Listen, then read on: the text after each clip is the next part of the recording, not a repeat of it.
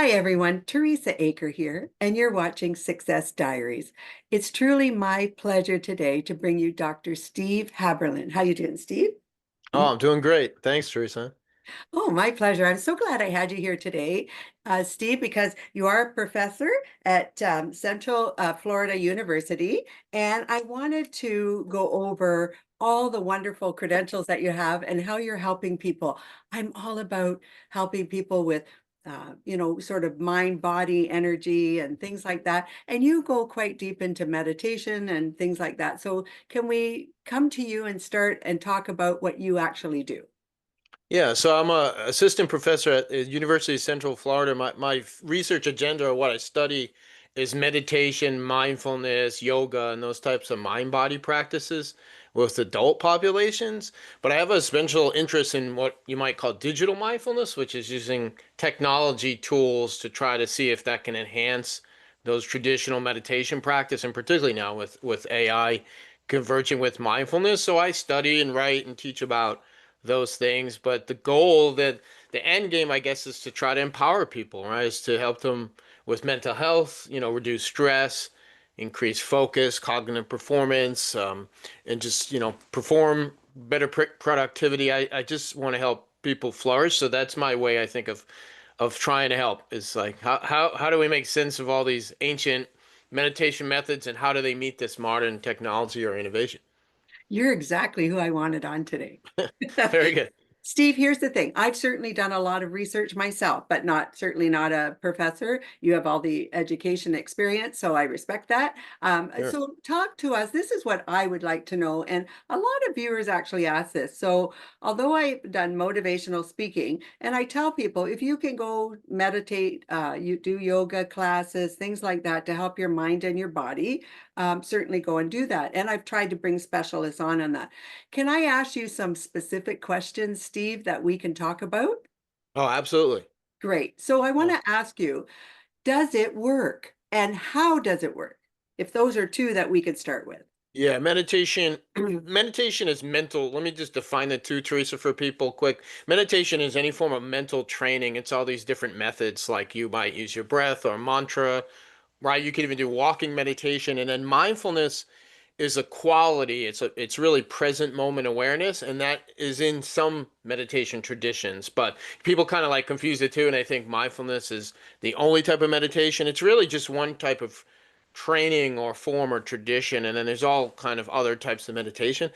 If we're asking if it works from the science and the research, the body of research that's been collected, absolute, I would give an absolute yes, a resounding yes that it works for various brain functioning, various outcomes for our brain, but also for our body, for our physiology. And I can list off a few, but we now have, there's probably a good solid couple of decades of research, but there's thousands of meditation studies now done, and they basically, if I was to sum them up, they would say they're effective at reducing our stress level, our cortisol, what we call our cortisol level, our stress level, anxiety, decreasing depression, and then increasing the good things about mental health, which might be like focus, clarity, feeling more connected with others, um, our thinking, our creativity. So it increases those kind of things. Physically, you might get better sleep. We find that it helps with the immune system, and just your overall, well-being. So there's a lot of benefits from not putting in a whole lot of time. It takes time. It's just like, you want the physical benefits, Teresa, going to the gym and you want, maybe strong, better, muscle tone and you want cardio. Well, you got to put in the time. You got to go to the gym. No one's going to do that. AI can't do that for you, right? You got to do your own push-ups. You got to do your own meditation. The good thing is it's not a direct relationship. Like, in other words, you might put in 10, 15 minutes a day or in the morning, but you can still get some benefits. You can still get some good mental out health outcomes just from, maybe 10, 20 minutes a day. Okay, so if we can continue from there, so I know, so let's say we're meditating and we're doing some of the Yeah. things, then something traumatic happens in someone's life. It's happened to me, it's happened to lots of people. Yeah. Now it's really difficult to kind of center. Does it still help you if you can find that sort of centering? Yes, it might be a little more difficult, but let's look at it like it's always working. So Mhm. let's just backtrack for a bit. There's different forms of meditation, and you have to do a little bit of experimentation. They all have distinct effects or benefits. So they're not all the same thing. And I'll jump back. Physical Sure. exercise is a good metaphor. So if you like running and you take to running, you're probably working your leg muscles and cardio, but not necessarily strengthening your biceps and your shoulders, right? You got to hit the strength training, maybe the kettlebell for that. So not it's the same thing with meditation. You might gravitate to a certain form and that gives you benefits, but it's not necessarily doing everything, so that's the challenging part. That said, you only have so much time to meditate, right? Each day, some people have almost no time. You got to find what works for you. You have to find a technique that's effective. And then once you start practicing it, it works. It's going to have benefits regardless of the experience of the meditation. So you could have a real stressful week. Let me give you my example. So I practice what's called it's originally called TM or Transcendental Meditation, which is a I heard sounds of like a it. big Yeah. fancy name, but all it is mantra meditation. You're taught this like syllable or two syllables, this little sound, and you're taught a very specific way to practice it. So a lot of celebrities, like, are you a Seinfeld? Are you a Oh, Seinfeld fan from back in the absolutely. day? He's been doing it for, Oh, decades, okay. and these celebrities, I just bring this up because there's a lot of people of all walks of life that swear by it because you just sit there and you just think this mantra very easily. It's very effortlessly. And after like 10 to 20 minutes, your body feels more rested, you feel less stressed, you feel like, hey, I'm ready to go. You're charging your batteries, you're plugging the cell phone in and you're like, hey, I'm ready to go. That happens, like, it's working regardless of the meditation though. So I could sit there this morning and not have a good meditation. It could be very turbulent and Mhm. a lot of thoughts come up, and like you said, you might be going through a stressful, even Yeah. traumatic time, and it's just hard to sit there. But if I can get myself to kind of bear with it for 10, 15 minutes and I practice what that technique, I'm still getting benefits. I'm still getting some kind of like stress reduction. My body is getting a deeper state of rest. My nervous system is being trained. It's basically getting a deeper sense of rest, which kind of throws off the stress. So it could be terrible meditation, very turbulent. But if I'm there, and here's the word, consistent. If I consistently practice, I'm getting the benefits long term. I'm still going to be probably better off than if I didn't do it. So don't judge it by an individual session, even if it's hard to sit there one morning. Judge it maybe by your overall results or, in your daily life or just, overall, are things going better? Are you feeling better? Judge it by that, the experience of life. Thank you. So if you're, so now you're meditating, you said consistency. What is consistent? Is it everyone different or is there a Yeah. pattern kind of like is a daily one, twice a day? What is Yeah, that consistent? depends on the method and tradition. That's a great question. It's been said the best meditation is the one that you actually do, right? So Oh, even okay. if you do 5 or 10 minutes a day, I think it's better than you're not doing anything for your mental health or your mental training. Um, so there's some research out of University of Miami. They found about 12 minutes with what's called mindfulness meditation, and that's just focusing on your breath, kind of going in and out, and when you get distracted, you come back to your breath. About 12 minutes a day was kind of the magic number to what they call in medical circles the minimum effective dose. It's the least amount you could do, but still get some pops and benefits out of it. So about 12 minutes a day was enough. My tradition, I learned you do about 15 to 20 minutes in the morning when you first get up before you eat anything, Sure. and you do about 15, 20 minutes in the evening, maybe right before dinner or something. And the reason for that is the morning is a great time we talked about being positive and, Yeah. going for your goals and those kind of things. The morning is you're setting the tone, right? You wake up in a Yeah. bad mood or Yeah. something, like we all have that experience. You didn't sleep well and you wake up and you're cranky and you're like, you're not going out to conquer the world because you're not in a good frame of mind. But if you get up and you have your little routine where splash some water in your face. I like to drink a cup of coffee because I I do love too. coffee and I like to be awake before I meditate, which is kind of weird, right? Because people are like, well, you maybe have the coffee after, but I don't know, whatever your routine is, you wake up, But one of the first things you do is you sit and you do your meditation. So you do 10 to 20 minutes, and then that sets the tone. You have a clear head. You feel a little bit more relaxed. Maybe you didn't sleep well, so you feel a little bit more rested, and you just have a more optimistic, kind of energized state. That starts your day.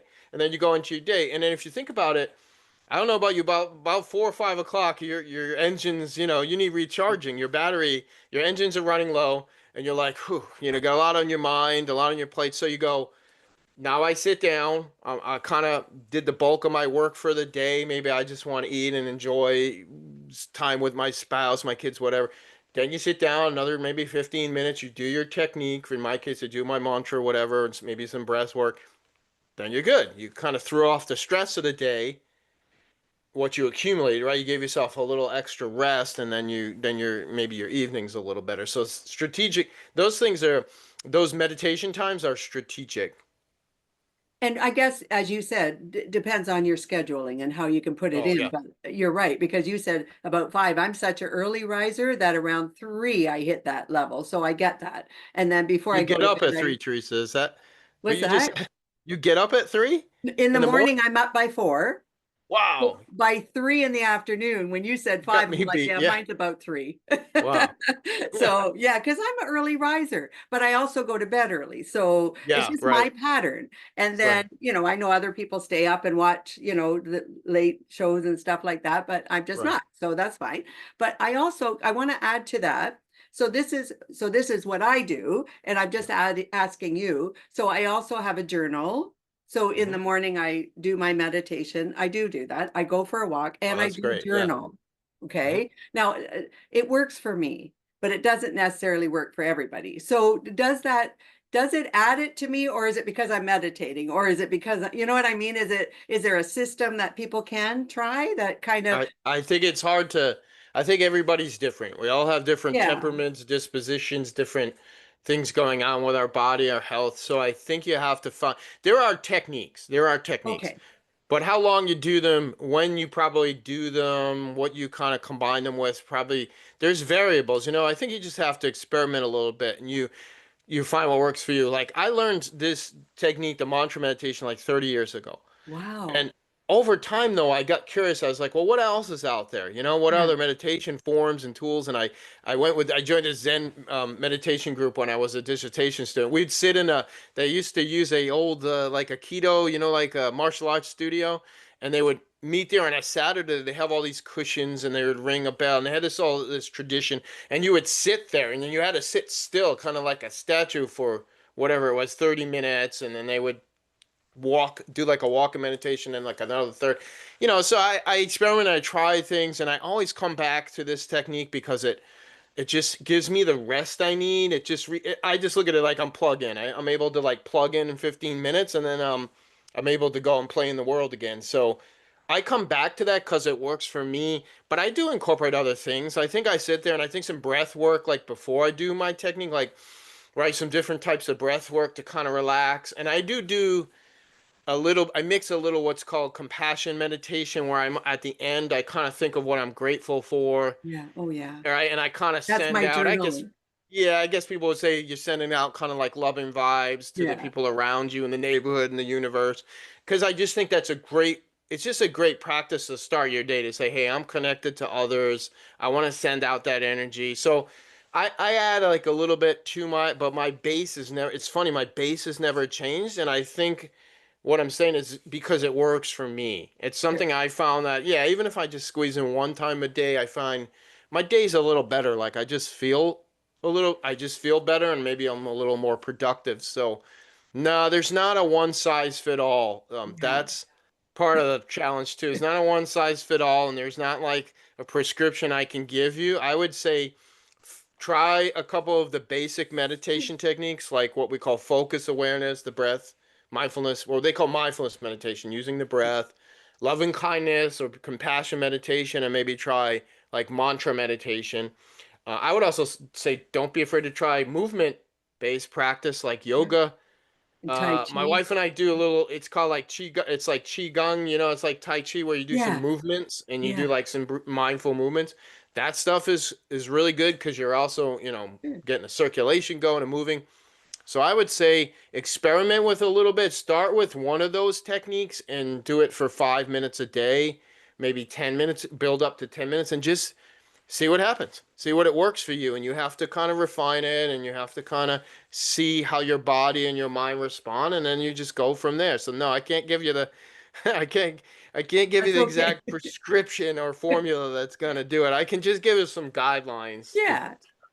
So let's talk about you being a assistant professor. sure. Wonderful. What are you doing there? What are you doing at the university? So my day job, so to speak, is I teach doctoral students in the Doctorate of Education program. It's actually the curriculum instruction program. So they're mostly teachers, working full-time teachers, principals. Sometimes we'll get a superintendent or two.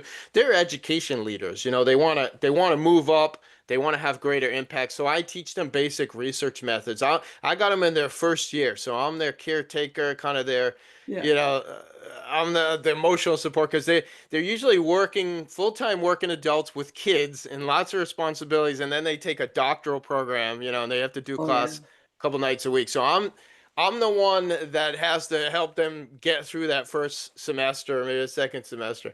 But I teach them research methods so that they can have a greater impact researching in their field. So like if a teacher has a problem, they see something not working at their school, they know how to systematically research it, come up with a plan and then try to put in some kind of initiative, make an impact, just be Yeah. more skilled at making impact. So that's what I do.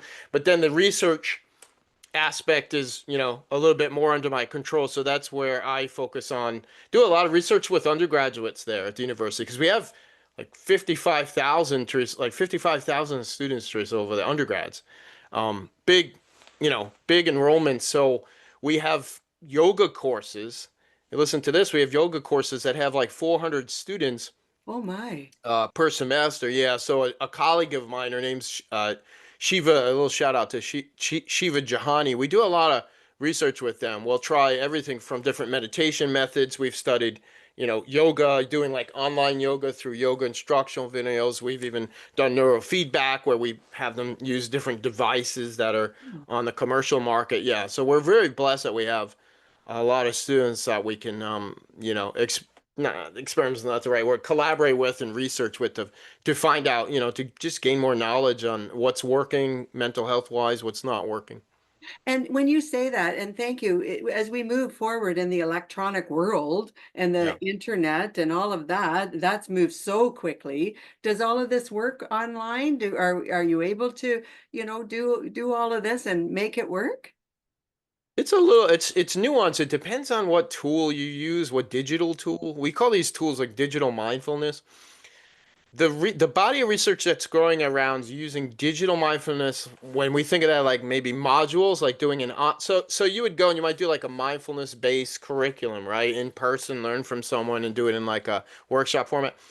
If you do that on modules, they've converted these to modules where the students will complete different exercises online. Maybe they watch a video, they do journal reflection. It's very interesting. This goes for the general population too. It's fairly comparable. It's Oh, the like when I say comparable, the outcomes like reducing stress, um, increasing mindfulness, increasing focus. It's comparable. There's not a huge difference between doing something online like a mindfulness based curriculum nowadays and actually doing it in person. Now the experience could be different. People, old school traditionalists are going to argue with me. They don't like that because they go, well, there's not, you don't have the relationship and the connection and you don't feel the energy of the instructor. And that's all true. That's all fair to say. I'm just talking about effects. Like if we say, okay, does this statistically reduce stress and we put the two against each other, it's comparable, often comparable.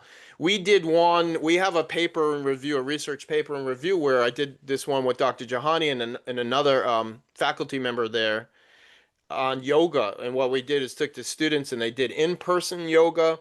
They did kind of a hybrid, and then they did it. One of the groups that we separate out did it strictly in instructional videos. They just watched instructional videos of the same teacher with the same curriculum. And we looked at things like well-being and mindfulness and stress, and very statistically, no difference between the different formats or delivery. And the big deal with that is accessibility. So now you could say, Oh, well, the student can't get to class or they can't afford, right, to go to this, or they want privacy. Maybe they feel more comfortable, right? Because they might be self-conscious doing yoga in a group setting.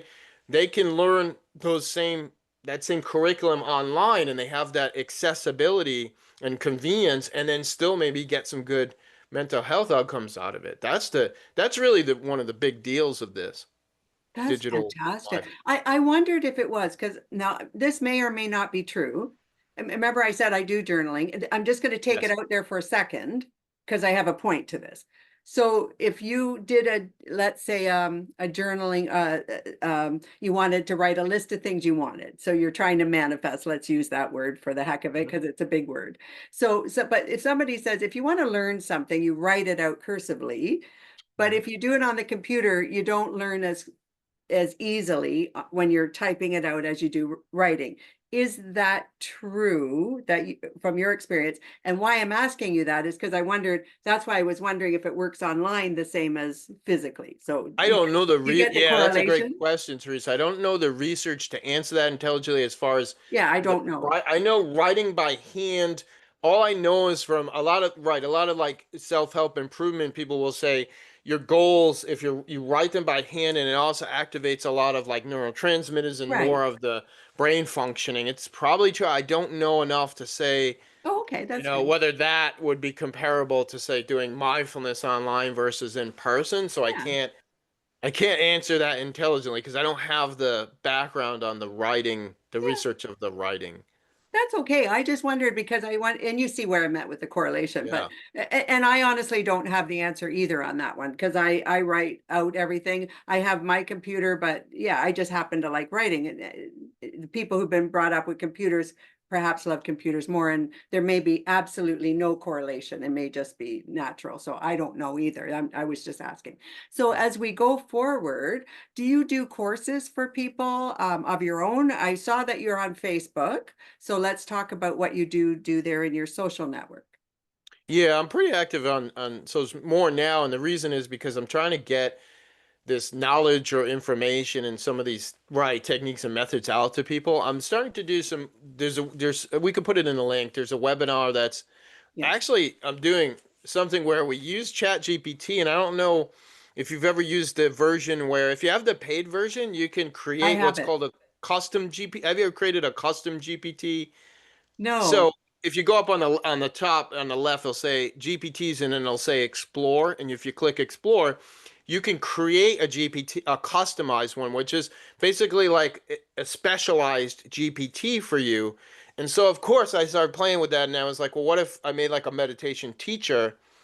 So it Oh, gives it a name, it gives it a personality, it gives it a delivery style. You can upload documents so it has all of this background. Like, in other words, you can make it more of, right, it's more of kind of like a contemplative kind of guide, or you could put a lot of you could have it kind of use the neuroscience, yeah. both. And so I'm doing some webinars and presentations on how do you build one out, and then I've been just kind of toying around with like how do you use it. And one of the ways, a very practical, simple ways, I'll be taking a walk with the dog, and I'll. You know how you scroll and you might look at social media, or I usually listen to Yeah. YouTube, try to learn something, but I'm like, what if I had my customized GPT give me a walking meditation? So I'll say, hey, I'm walking, guide me through a meditation while I'm walking, maybe insert some breath work. And it will pull up some stuff, guide you, and it'll say something like, as you take 3 steps, breathe in, as you take, and it'll guide you. And I could say, hey, add a reflection to that. I want to reflect on what I'm grateful for today. So I'm trying to say to people, AI and technology, yeah, it's dominating our attention span. It But is. what if we intentionally use it as a mental health or some kind of empowering, right? Some kind of empowering tool. And we make a choice to use it to do something like that. That's just one example to say, hey, let me do a meditation and let it guide me and let it inform me and teach me and empower me rather than just, you know, doing what is it, doom scrolling or whatever that, Yeah, yeah, yeah, yeah. I yeah, know the what you research mean. shows is not very healthy for you. So, yeah, No. that's one of the things I'm doing. I am building out some courses on it. And then I have a book um, another book that's coming out this spring called Meta Meditation, And what I did, I used that term because I looked at how neuroscience and neurofeedback and virtual reality, and there's a chapter on AI, are all like converging. They've all just kind of Yeah, amassed and build up, and there's these forces that are changing meditation and mindfulness practice. They're also changing mental health. People are increasingly using like chat AI chat bots for counseling and mental health treatment. And there's, there's concerns about that. There's upsides and there's ups and downs to that as well. So the book is also kind of based on that. that's fantastic. I actually, so just to go back, I love Chat GTP. There, I just love it. And when you get the more descriptive you get, the better the answer Yeah, the comes. better So, and it prompt actually engineering. Right. kind of answers with you. It's sort of neat. Right. And the other thing I love is if you have to leave it because we have busy lives, you come back to it, it picks up where you left off. So Correct. it's like, oh, it'll say, oh, Teresa, where you, not Teresa, but it says from what you said last time. And it's so cool. But now I'm going to try what you said. I love that. I'm going Yeah. to check that out because I do have the paid version and I'll click on those and see what I can do. Yeah, I can send you an email too of Oh, like if you good. want to get a little instructions on it because I've Yeah. been preparing this stuff and I'm gonna start showing people. But yeah, and I think it's just a simple like you can generate meditation scripts, you can generate instruction. I even put in I look at like a traditional meditation technique I learned and I put into chat, I said, if you were this teacher the way I was taught, what teach me? Like run through it. I want to see what the protocol. It was pretty darn close. Oh, wow. It said it couldn't do it for proprietary reasons. It couldn't copy, what this Yeah. organization teaches, but it was pretty close. It was Wow. not that far off. And I know people are going to argue, and I know I learned from a person, teacher to student, which is the traditional way that's been, they've had guru to student for Yeah. probably thousands of years. I agree. I loved that I learned from a person. But I think now there's this whole other landscape, this whole other field of opportunity of, but wait a minute, if I don't have access to a person, this thing could come up with a script that's pretty darn close to what I would learn in a formal workshop. And there's not everybody has the means, the resources to get to a person or have Sure. experience renowned. Some people are like, well, I learned from so and so, this renowned teacher. Well, that's great, but not everybody honestly has that opportunity. But they probably have a phone, and they probably have Chat GPT now, especially the free version or the app, and they might learn to start at least using that as an empowerment tool rather than a distraction tool. And that's also part of my pitch, Teresa, is that part of my message is that whether people realize it or not, AI is being systematic, is being intentionally built into all of the current social media and all the devices that we're using. So it's going to be used to make you a hyper consumer. Sure It's it is. That's the right. whole People go, well, point, how is right? that? Well, I go, whatever you're using, it's trying to predict, it's studying your behavior, the data, which is your behavior, and then it's trying to predict how to keep you on longer or to make you do that thing that you're doing to make you do more of it. So if I you're on there and shopping for shoes, I'm sure More someone's shoes like, magically appear. yeah, they're like, someone's like, well, Steve, how can we use AI to get you to buy more shoes or to more exactly. expensive shoes? So why, so my big paradigm shift is, okay, that's a reality, and that's only gonna intensify the next whatever 3, 5 years out. How could we use this power, this force instead to empower ourselves, to help us with mental health, to get more honed in, more dialed in with meditation, with mindfulness, with yoga, and let's be intentional about using it. So we go into the future and it's a healthier approach, and we become maybe instead of hyper consumers, we're more hyper conscious and hyper creative and hyper compassionate rather than just hyper consumerism that's going to take over, which I don't really think that's an exaggeration. Oh, I don't either. I am with you on that, Steve, for sure. I swear I just thought something and all of a sudden a day later all this stuff comes up to buy. I think it Yep. kind of knows you're whispering. So I'm It's just saying. reading our But mind in the sense of you know it, right? Everybody said that. it's predicting our Yeah, thinking and behavior. It it really is. is. It is. Which So is scary, and exciting at this. It at the is. same time. I absolutely love that we've gotten into AI. At first, I was concerned, I thought, but if you use it correctly, honestly, you're right. You get a lot of really good information. Hmm. And as I said, it's not like, some of them you just pop it in and you ask a question. Chat GTP, AI, all of that is asking for more specifically, so it can answer more specifically. And you're right, it's driven for consumerism, Hmm. but at least this way, if you ask it logical questions, and it does have probably more knowledge than we could ever grasp, it will come back to you properly. So well done. I wanted to ask you, Steve, you mentioned a book. You're writing it now, or is it? No, I just proofed this morning. I just proofed the final, or I just reviewed the final proofs. Oh no, it's going to production. It should be Perfect. out by April, the latest May. But you can pre-order it. It's on Amazon, and it's out by the publisher is Routledge, so you can go there. But you can we can put the Amazon link in the Please, description. People I'm going can to do it. pre-order a copy, so it's on its way.